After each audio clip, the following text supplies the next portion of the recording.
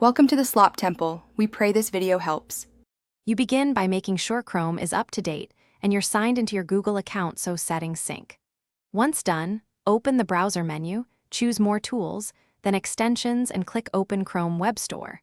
You do this now because the Web Store is where you'll search and install.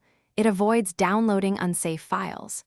Make sure the window is focused and you're on the official store page, then type the extension name in the store search box and press Enter to proceed.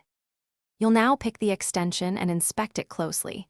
Check the rating, number of users, and developer information to gauge trust.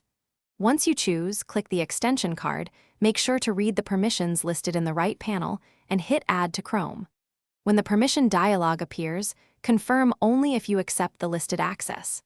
After you confirm, Chrome downloads and installs the extension automatically. Wait for the install spinner to finish, and look for the new icon near the address bar. You finish by pinning the extension to the toolbar for quick access and opening its options or Manage page to adjust preferences. Next, sign in inside the extension if it needs an account and perform a basic test of the feature you installed to confirm it works.